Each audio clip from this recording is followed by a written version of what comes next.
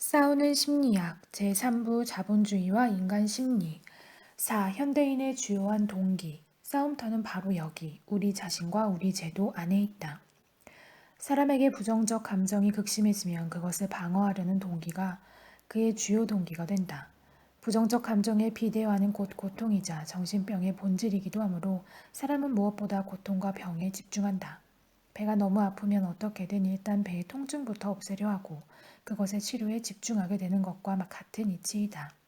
현대인은 지독한 고립감, 무력감, 권태감 등에 시달리고 있으므로 이 감정들을 방어하려는 동기를 주요한 동기로 갖게 되었고 인간 본성이 기초한 동기는 오히려 부차적이고 사치스러운 동기로 전락했다. 한마디로 현대인은 물질적으로 가난해서가 아니라 정신적으로 몹시 병들어 있어서 그에게는 사람답게 사는 삶이 마치 비현실적인 동화처럼 들린다는 것이다. 힘, 무력한 자의 굴종과 숭배. 인질범에게 붙잡힌 피해자가 인질범을 동정하거나 심지어는 찬양하는 비정상적인 심리 현상을 스톡홀름 신드롬이라고 한다. 물론 인질들이 처음부터 그런 심리를 갖게 되는 것은 아니다. 그러나 총을 들고 있는 인질범, 즉 언제라도 자기의 목숨을 빼앗을 수 있는 인질범의 힘에 대한 두려움과 그런 인질범에게 꼼짝없이 붙잡혀 학대당하는 무력감이 극심해지면 그런 병적인 심리를 가질 수 있다. 남편에게 매를 맞으며 사는 아내가 남편이 나를 사랑해서 때리는 것이다 라고 믿고 부모에게 학대당하는 아이가 나는 이런 대접을 받아 마땅한 나쁜 아이다 라고 인정하는 것도 같은 맥락이며 폭압적인 독재 권력에 짓눌려온 국민이 박정희 덕분에 우리가 잘 살게 됐다며 그를 찬양하고 업적을 가리키는 것 역시 힘센 자 앞에서 무력한 자가 갖게 되는 병적인 심리의 전형이다. 무력감의 포로가 된 사람의 주요한 관심사는 무력감을 방어하거나 그곳에서 탈출하는 것이다. 그리고 이럴 때 사용하는 가장 흔한 방식이 힘에 복종하거나 힘을 숭배하는 것이다. 현대인은 무력하기 때문에 힘의 상징인 강력한 권위나 파시즘에 취약하다. 즉 무력감을 해결하지 못하는 한 언제라도 강력한 권위나 파시즘이 득세할 수 있다는 의미이기도 하다. 오늘날 개개인을 무기력한 원자로 만들려는 경향이 커지고 있다. 권위적인 제도는 개인을 통치자들의 손에서 놀아나는 우유부단하고 둔감한 도구로 강등시키려 시도한다. 그들은 개인의 테러, 냉소주의, 국가 권력, 대집회, 광적인 연설가, 여타의 온갖 암시 수단들을 총동원해 박살내고 있다. 마침내 홀로 서기에는 너무 나약하다고 느끼게 되는 바로 그때 그들은 사람들을 보다 큰 전체에 깃들인 강함과 영광에 무기력한 일부로 참여하도록 부추겨 세우는 것이다. 무력한 사람은 강한 힘에 복종하는 데 그치지 않고 그 힘을 광적으로 숭배하면서 찬양할 수 있다. 폭압적인 권력이 자기를 지배하고 착취하는데도 반항하기는커녕 그것을 찬양하는 합리화를 시도하는 것이다. 만일 나를 지배하는 사람이 원체 훌륭하고 완전한 사람이라면 그에게 복종하는 것을 부끄러워하지 않아도 된다. 그 결과 억압적 권위에 있어서는 권위에 대한 징호나 비합리적인 과대평가 및 칭찬이라는 요소가 증가하는 경향이 있다. 무력한 사람이 강한 힘에 복종하고 의존하면서 그것에 빌붙는 것은 무력감을 일시적으로 완화시켜주는 최면 효과를 가진다. 사실 자기는 아무것도 아닌 무력하기 짝이 없는 사람이지만 강한 힘에 빌붙으면 마치 자기에게 힘이 있는 듯한 착각을 일으킬 수 있다. 집회 때마다 항상 군복을 입고 때로 가스통이나 가짜 총을 들고 나오기도 하는 극우 노인들, 나이가 젊음에도 기꺼이 구구보수 세력의 주구가 되어버린 일베 등의 심리가 이와 무관치 않다. 이와 관련해 프롬은 외부의 그 강력한 권력은 개인으로도 제도로도 신으로도 국가로도 양심으로도 또는 육체적 강제로도 대체될 수 있다. 강력하고 영원하고 매혹적인 것처럼 느껴지는 외부의 강력한 권력과 일체가 됨으로써 개인은 그 강력함과 영광에 참가하려고 한다고 말하기도 했다. 강력한 힘에 복종하며 나아가 그것을 숭배하는 현대인의 심리는 유명인에 대한 대중의 반응을 통해서도 확인할 수 있다. 현대 자본주의 사회에서 유명세란 곧 돈이자 권력이고 힘의 상징이다. 현대인은 유명인을 맹목적으로 지지하거나 숭배하고 나아가 자신을 그와 동일시함으로써 무력감에서 탈출하려 한다. 이 유력한 인물과 명성의 최면적인 흡입력을 교묘히 이용하는 사회현상에 관해 프롬은 이렇게 비판했다. 어떤 사람의 이름이나 어떤 책의 제목이 교묘한 홍보에 의해서 유명해지면 보통 사람들은 그 작품이 주장하는 바들을 기꺼이 믿으려고 한다. 그가 한 사람으로서, 작가로서, 미술가로서 혹은 무엇으로서든 보통 실력이기만 하면 그리고 자기 도취적이고 공격적이고 술을 잘하고 외설스러운 뉴스거리가 잘 되는 사람이라면 그는 약간의 능력만 가지고 있다면 손쉽게 당대에 앞서가는 미술가들 혹은 작가들 중에 하나가 될 것이다. 미술상들, 저작권 대리인들, 광고인들, 출판사들 모두가 그의 성공에 재정적인 관심을 가지고 있다. 그는 그 사람들에 의해서 만들어지고 그리하여 일단 전국적으로 광고되는 작가, 화가, 가수가 되면 일단 유명인사가 되면 그는 위대한 사람이 되는 것이다. 대중의 눈에 든다는 사실이 그렇게 전적인 중요성을 가진 시대는 아마도 없었을 것이다. 한 가지 주의해야 할 것은 무력한 사람의 힘에 대한 태도가 경면적이라는 사실이다. 무력한 사람은 한편으로는 강력한 힘에 기꺼이 굴종하지만 약한 사람에 대해서는 힘을 과시한다.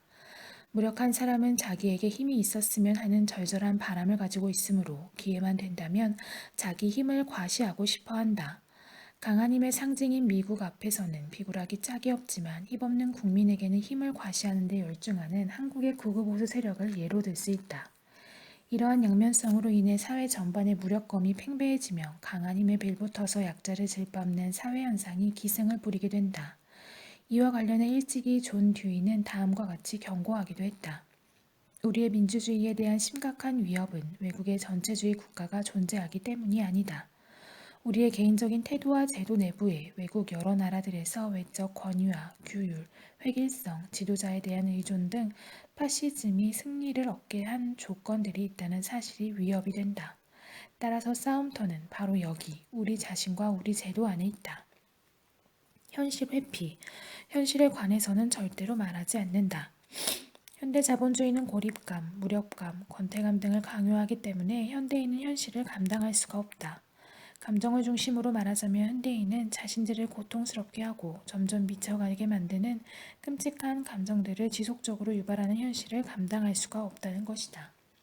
현실 회피 동기가 현대인에게 주요한 동기가 되는 것은 바로 이 때문이다. 어떻게 해서든 현실을 망각하거나 회피해야만 정신적 고통을 조금이라도 덜 수 있다. 그러기 위해서 현대인은 할 수 있는 모든 것을 다한다. 쓸데없는 잡담을 하고 말초적 쾌락에 빠져들고 영화나 텔레비전을 보고 게임과 도박을 하고 스릴 넘치는 운동을 하는 등 현실 회피에 도움이 되는 일에 끊임없이 몰두한다. 이런 활동들을 중단하면 어쩔 수 없이 현실을 직면해야만 하는데 그것은 도저히 참을 수 없는 고통을 주기 때문이다.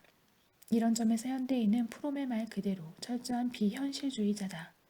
현대인은 오직 자기가 보고 싶은 것만 보고 안전한 개인적 공간에만 머무르려 한다.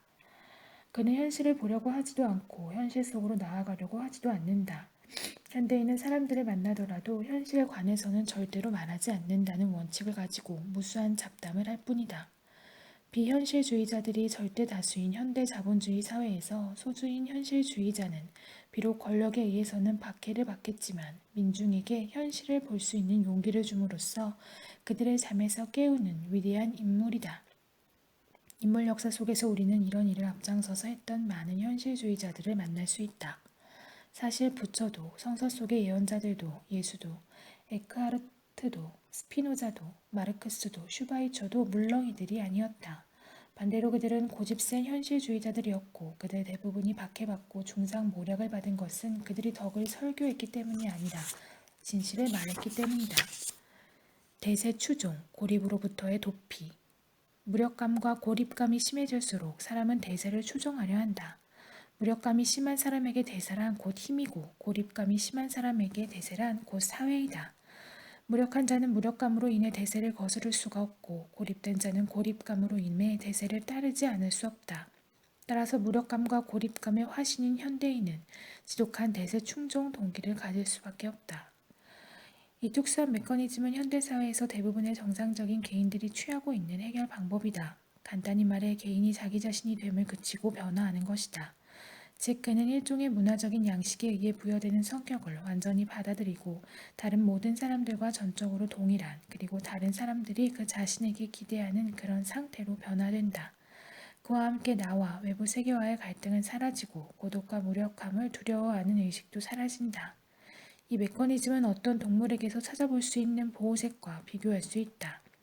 개인적인 자아를 버리고 로봇이 되어 주위 수백만의 다른 로봇과 동일해진 인간은 이미 고독이나 불안감을 느낄 필요가 없다.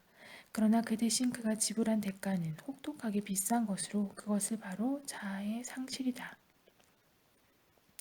일부 사람들은 현대인을 아주 독립적이고 개성적인 존재라고 말한다.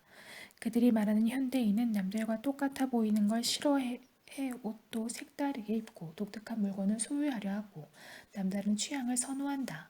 그러나 프롬은 이런 엉터리 개성 추구를 로봇으로 전락해 독립성이나 진정한 개성을 상실한 현대인이 그것을 비정상적으로 만회하려는 시도로 본다. 만일 현대인이 정말로 독립적이고 개성적인 존재라면 그는 다수가 예라고 말할 때 분명히 일어나 아니라고 말할 수 있어야 한다. 그러나 현대인은 아니오라고 말하기는커녕 대세에 거의 저항하지 않는다. 현대인들은 남들과 달라지는 것, 비주류가 되는 것을 몹시 두려워해서 그것이 주류 상사이든 주류 문화든 주류 상품이든 주류의 생활 양식이든 상관없이 항상 대세를 따른다. 현대인은 대세를 거부해서 비난을 받거나 집단 따돌림을 당하느니 독립성과 개성을 포기한 자아를 상실한 로봇이 되기를 원하고 실제로도 그렇게 된다. 그럼에도 현대인들은 두려움, 무력감, 고력감 때문에 아니라 스스로가 원해서 대세를 수종한다는 사실 자체도 모를 수 있다, 하고 있다고 굳게 믿는다. 인간 상품, 만인은 만인의 상품. 자본주의 사회에서 만인은 만인의 상품이므로 현대인은 타인들은 물론이고 스스로를 상품으로 취급한다. 즉 현대인은 자기 자신이 상품인 동시에 스스로를 판매해야 하는 인간 상품이 되는 것이다. 현대인의 인간 상품화는 다음과 같은 결과들을 낳는다. 첫째, 현대인의 인생 목적이 스스로를 더 잘 팔리는 인간 상품으로 만드는 것으로 획일화한다. 모든 한국인은 인생의 목적이 거의 한 가지로 획일화되어 있다.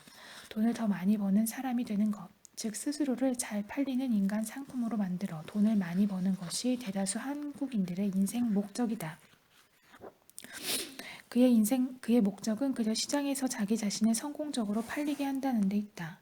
그의 자아의식 역시 사랑하고 생각하는 그런 개인으로서의 행동에서 비롯되는 게 아니라 사회 경제적인 그의 역할에서 비롯된다. 둘째, 현대인의 자기평가는 전적으로 자신이 인간 시장에서 얼마나 잘 팔리느냐에 의해 좌우된다. 인간 상품은 사람의 진정한 사용 가치, 즉 사회적 가치가 높은가 낮은가와 상관없이 그가 시장에서 얼마를 받고 팔릴 수 있는가라는 교환 가치에 의해 평가된다. 따라서 현대 자본주의 사회에서 인간의 존엄성은 여지없이 유린되며 현대인의 자존심은 변덕스러운 시장에 의해 좌우되므로 그는 자존심을 유지할 수가 없다. 그의 가치관념은 성공 여부에 달려있다. 즉 자신을 후한 값에 팔 수 있는가, 자신의 당초와 비교해서 더 비싼 값에 내놓을 수 있는가. 요컨대 자신이 성공적인 존재인가의 여부에 가치의 기준이 놓여 있는 것이다. 확실히 가치관념은 항상 그 자신과는 아무 상관없고 외부적인 요인, 즉 시장의 변덕스러운 판단에 의해 결정된다. 셋째, 현대인의 자기개념 혹은 정체성은 사회가 요구하는 바로 그것이 된다. 자아의식은 나의 경험, 나의 생각, 나의 감정, 나의 결심, 나의 판단, 나의 행동의 주체로서 자신을 경험하면서 형성된다. 그러나 현대인은 어릴 때부터 자신이 원하는 것을 시도해볼 기회를 박탈당한 채 인간 시장에서 잘 팔리는 인간 상품이 될 것을 강요당한다. 한국의 청소년과 청년들 중 다수는 자기 정체성은 둘째로 치더라도 자기가 진정으로 원하는 것이 무엇인지조차 모른다. 인류대학에 진학하기 위해 좋은 직장에 취직하기 위해 어릴 때부터 청년기까지 황금 같은 시기를 공부기계로만 살도록 강요당했기 때문이다. 요즘 취직 이전까지 한국인들의 자기 개념은 공부 기계이고 취직 이후의 자기 개념은 돈 버는 기계이며 퇴직 이후의 자기 개념은 돈 못 버는 기계이다. 현대자본주의 사회가 잘 팔리는 인간 상품은 이러저러하다는 표본을 제시하면 현대인은 그것을 자기 개념으로 정체성으로 받아들인다. 인간 상품이 된 이상 현대인은 스스로를 더 잘 팔리는 인간 상품으로 만들어야만 한다는 동기를 갖지 않을 수 없다. 그 결과 잘 팔리는 인간 상품이 되려면 동기는 현대인을 지배하는 주요한 동기가 된다. 소유와 소비, 행복에 관한 새로운 미신. 현대인은 아마도 인류 역사상 소유하고 소비하려는 동기가 가장 강한 존재일 것이다. 현대인들이 소유와 소비에 집착하는 이유는 무엇일까? 첫째, 불확실성이 지배하고 있는 현대 자본주의 사회에서 소유와 소비는 스스로를 방어하는 무기이다. 소유 외에 안전한 것은 아무것도 없으며 경기 변동에 따라 자본가까지도 한순간에 파산할 수 있는 것이 바로 자본주의이기 때문이다. 따라서 자본주의 사회의 지배층은 땅이나 돈, 보물 등이 그들의 기득권과 안전을 지켜줄 수 있는 유일한 방어 수단이라고 생각한다. 그러나 그들이 더 많이 소유할수록 한편으로는 더 안전해졌다고 느끼겠지만 다른 편으로는 내면이 더 공허해진다. 그들은 적어도 무의식적으로는 땅, 돈, 보물 같은 것들이 없는 한 자신이 사회적으로 아무런 가치도 없는 존재라는 것을 알고 있다. 그렇기 때문에 소유물의 상실이란 자신을 지켜주는 방어 무기를 잃는 것인 동시에 자신의 존재 가치를 상실하는 것이다. 탐욕스러운 이들은 점점 더 소유와 소비에 집착하고 점점 더 죽음을 두려워하게 되는 것은 바로 이 때문이다. 조심성 많고 무언가 소유하고 있는 사람들은 안정감을 느끼지만 필연적으로 매우 불안정하다. 그들은 자신의 소유, 즉 돈, 위신, 자아, 다시 말하면 자신의 외부에 있는 어떤 것에 의존하고 있다. 무엇이든 가지고 있는 것은 잃어버릴 수 있다. 나는 가지고 있는 것을 잃을 수 있기 때문에 필연적으로 가지고 있는 것을 잃을 것이라고 항시 걱정하게 된다. 나는 도둑을, 경제적 변동을, 혁명을, 병을, 죽음을 두려워하고 사랑을, 자유를, 성장을, 변화를, 그리고 미지의 것을 두려워한다. 많이 가진 자들, 소유에 집착하는 자들은 항상 변화를 두려워한다. 잃을 게 너무 많아서 그렇고 이름과 동시에 자기의 존재 가치까지 상실하게 되기 때문이다. 따라서 그들은 변화를 두려워하는 보수주의자가 될 수밖에 없다. 둘째, 현대 자본주의에서 소유와 소비는 사람을 평가하는 중요한 척도이다. 현대인들이 사람을 평가하는 기준 혹은 사람들의 순위를 매기는 기준은 아주 단순하다. 그 사람들이 모든 자동차의 브랜드로 사람을 평가하는 풍조라는 말에서 알 수 있듯이 더 많이 소유하고 소비하는 자, 더 좋고 비싼 걸 소유하고 소비하는 자가 높은 평가를 받고 서열이 높은 사람이 된다. 한마디로 소유와 소비가 남들한테 잘난 척할 수 있는 강력한 수단이라서 현대인은 그것에 집착한다는 것이다. 수전노. 그는 사전 사업이나 미술품 구입에 수백만 달러를 사용하기도 하는데 그것은 자신의 사회적 지위가 그만한 비용을 요구하기 때문이고 또 세인에게 좋은 이미지를 주려는 선전 효과 때문이다. 셋째, 현대인은 내적인 공허감이나 허무감을 소유와 소비를 통해 보상하려 한다. 섭식장애에 관한 여러 심리학 연구들은 폭식을 유발하는 주요한 원인 중 하나가 내적인 불안정함이나 공허감임을 보여주고 있다. 즉 폭식을 하는 사람은 배가 고파서가 아니라 사랑이 고파서 혹은 텅 빈 내면을 채우기 위해서 폭식을 한다는 것이다. 이와 마찬가지로 소유와 소비에 대한 과도한 집착은 내적 공허감이나 허무감이 그만큼 심하다는 증거이다. 소비 욕구 뒤에는 내적 공허감, 허무감이 존재한다. 이런 사람은 내적으로 공허하고 무기력하게 느끼며 사물을 마구 소유함으로써 비로소 무엇인가 그를 강하게 해주는 것으로 자신을 채웠다는 느낌을 갖게 된다. 이러한 경향은 문화적 영역에서도 마찬가지로 확인된다. 현대인은 영화관이나 공연장에 가고 텔레비전을 보거나 음악을 듣는 것을 문화생활이라고 착각한다. 또한 주말이나 휴가철에 휴양지에 가서 먹고 마시고 구경하는 것을 여가생활이라고 착각한다. 하지만 그 대부분은 진정한 문화생활이나 여가생활과는 별 상관이 없다. 그것은 공허감, 허무감, 권태감 등을 달래기 위해 문화상품과 여가상품을 수동적으로 소비하는 것일 뿐이다. 이와 관련해 프롬은 여가에 관한 한 자동차, 텔레비전, 여행, 섹스가 오늘날 소비주의의 주된 대상이라고 지적하며 우리는 그것을 능동적 여가활동이라고 부르지만 오히려 수동적 여가활동이라고 부르는 편이 나을 것이다 라고 비판했다. 넷째, 독점 자본가들은 끊임없이 현대인의 소유욕과 소비욕을 부추긴다. 자본가들이 현란한 광고를 이용해 현대인의 눈앞에다 예쁜 보석을 흔들어대며 이것 어때 갖고 싶지? 라고 끊임없이 유혹한다. 또한 우리 소비자들에겐 우리가 어떤 것을 사야만 비로소 온전한 기쁨을 누릴 수 있다는 믿음이 끊임없이 주입되고 있다. 말처럼 즐거움과 행복은 소유와 소비에 있다는 그릇된 미신을 집요하게 퍼뜨린다. 그 결과 현대인은 이것저것을 소유하고 싶다는 소유욕에 시달리게 되었고 그런 것들을 다 소유하게 되면 행복해질 거라는 미신을 믿게 되었다.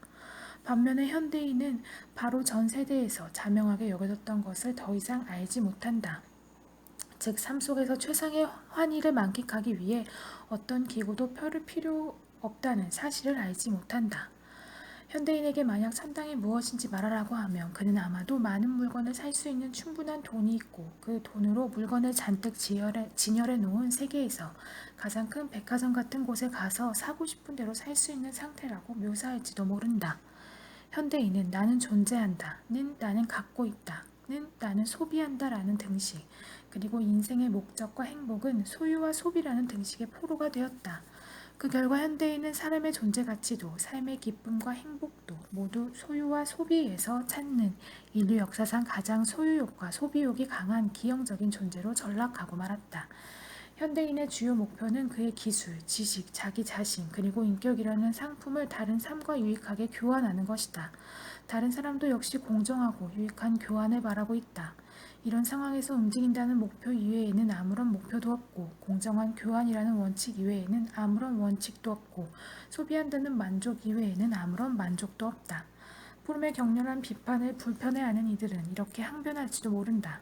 그러면 요즘 같은 세상에서 아무것도 소유하지 않는 무소유의 삶을 살으라는 말이냐?